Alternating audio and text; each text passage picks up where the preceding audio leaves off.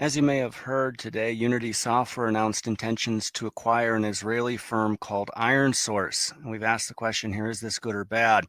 That's what we're going to look at today. And we're going to be approaching this from the perspective of Unity software investors. So plenty of headlines have been issued throughout the day. Here's one from Barron's. It says that investors in Unity are throwing up their hands in despair. Well, I don't know about that. Certainly the share price is down 17%, and we'll take a look at why that might be easily explained. But before we get into that, I wanted to touch on the mobile opportunity because that's particularly relevant to the overall merger thesis. So the average adult in America spends 4.3 hours a day on their mobile. There's over 6.7 billion app-enabled devices globally. 83% of the time spent on them is in apps. Mobile gaming now a $76 billion industry and one that Unity dominates. So 71% of the top 1,000 mobile games were made with Unity, and 94 of the 100 top game development studios by global revenue in 2020 were Unity customers. And then you have ironSource. Their platform powers 87 of the top 100 mobile games. So we hadn't come across ironSource before. If we did, it certainly wasn't on our radar to cover, but it was an Israeli firm founded in 2010 that went public using a SPAC just over a year ago. And when that happened, they had a valuation of $11 billion. Today, they're being acquired for consideration of $4.4 billion in Unity shares. So I want to touch on that a bit. Today, the movement of share prices for both these companies, Unity was down 17%, ironSource up 44%. This chart we put together is pretty interesting. So what we've done here is we've taken the market caps of these two firms before and added them together. So you see that Unity was at 11.8 billion and ironSource at 2.3 billion. And then you can see the market cap adjustments when the share price moves. And then to the right of that, what says ownership, that's the percentage ownership that each entity will have once the two companies combine. So what it looks like happened here is simply the market adjusted for the likelihood of this merger going through and allocated the percentages accordingly. It's all rather interesting. So the fact that Unity dropped doesn't necessarily mean that everybody threw up their hands in despair. There was one thing we noticed, which was Unity revised yet again their guidance. And I think it was a 3% down on the lower end, 5% down on the higher end. So it wasn't all that big of a deal. It seemed that they were refining that number and they wanted to slip that in there along with the big news of this M&A event. So what we thought would be interesting to do is to figure out what exactly happened. So the detail provided in Unity's press release told us that for each ordinary share of ironSource, it would be exchanged for 0.1089 shares of Unity common stock. That's the entire transaction. So let's walk down the steps.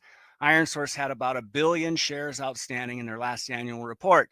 That means if you multiply that by 0.1089, they receive about 111 million shares of Unity. Well, then we can do the math. So that number of shares times yesterday's closing price, so it depends on when you're reading this, but let's say the day before the merger, the closing price for Unity was $39.76, and of course it fell 17%.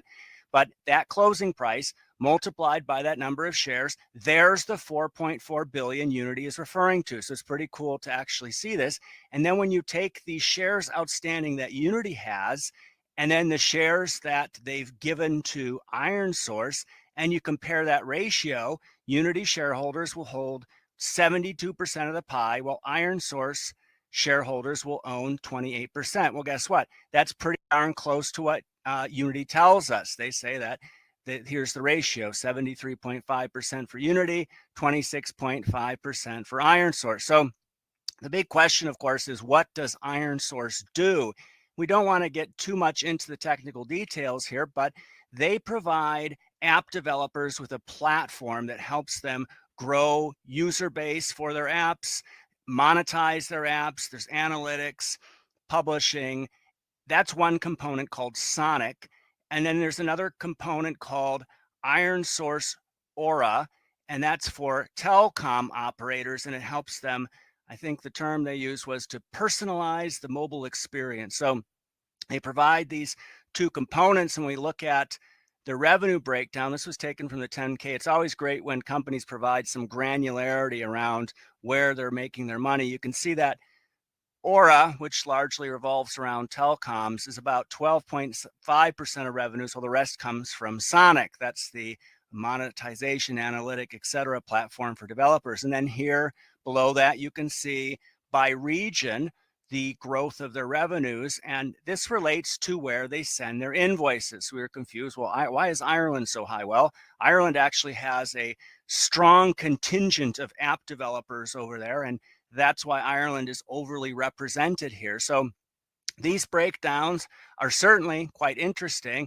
And when we look at customers, there's a couple interesting things. But first, customers over 100K generate 94% of revenues for ironSource. Wow, that's quite high. So this cohort is pretty darn important to the company, and no single customer accounts for more than 10% of revenue. So there's some pretty decent distribution there. You'd certainly want to see this number growing. They had said, I think, in the 10K, that 358 number you see there from Q4 21, 18% of those customers were not mobile gaming customers, which is great. I wonder if that's perhaps the telecoms, but the idea here is that they're expanding outside of just gaming. Now, when you look at net retention rate, so they provide some SaaS metrics like the one you just saw. That's a common SaaS metric, but this one is pretty much every SaaS company provides this number. It's called net retention rate, and it simply shows how much more money your customers are spending with you over time. Now, here's what's interesting about this. We have to look at this in a different context because of how they describe it. They say, a substantial majority of our revenue is currently generated under a revenue share model with our customers, where they take a percentage of revenue earned by their customers for serving in-app advertising placements in apps and games. So if their customers are successful, they're successful. If their customers build apps that people want to play and they show the right ads, then everybody makes good money.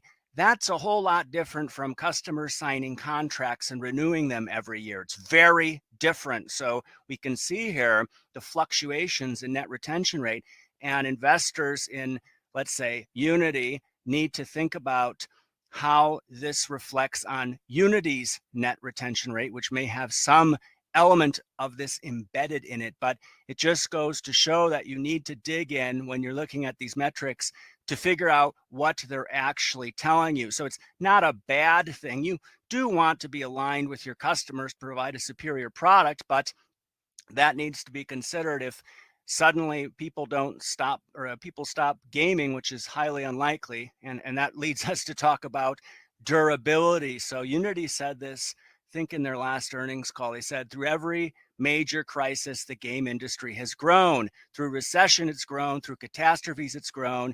It's what people do when they're frustrated. And we've come across several different quotes from C-level individuals in both firms talking about the resilience of mobile gaming. It's almost flying under the radar, and you spend time in countries around the world and you observe just how much participation there is in mobile gaming. Going back to that earlier metric from ironSource, there are 2.3 billion monthly active users.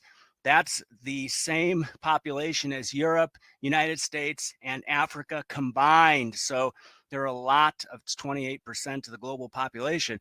There's a lot of people that are involved in mobile gaming, and there's a lot that you can do with that. Now, wanted to touch on some other bits and bobs. So gross margins for ironSource, 84%. That's very high. Unity's at 77%, which is high as well.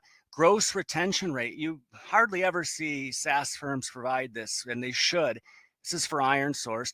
Gross retention rate of 98% means cancel. So 98% of their customers didn't cancel. That's great. It should be high 90s, as high as possible. And then as part of this transaction, Unity is going to buy back up to $2.5 billion in shares over the next 24 months. That's great to hear. That'll offset some of the dilution. And then it's a perfect time to be buying back your shares when they're trading near 52-week lows. And then the two largest Unity shareholders, Silver Lake private equity firm and Sequoia, which is a VC, but Sequoia dabbles more like a private equity firm, and they've been criticized for that in terms of their performance, but that's how they operate. Both of these firms are collectively investing another $1 billion in Unity in the form of a convertible note with a conversion price of $48.89 by 2027. What does that mean? Well, 5 years from now, they're expecting shares of Unity to trade meaningfully above that because they want more upside than just the 2% measly interest rate they're charging Unity. Their expectation is that shares will be quite higher than that. So both these firms are in it for the long run, at least when it comes to that convertible note. So this deal is supposed to close in Unity's fourth quarter, and let's certainly hope it does because it seems to be a good transaction. Now, when it comes to what Unity paid for ironSource, we can do something quite simple, which is to take our simple valuation ratio using the valuation that Unity ascribed to ironSource of $4.4 billion. We can divide that by ironSource's Q1 2022 revenues, annualize them, we get 6.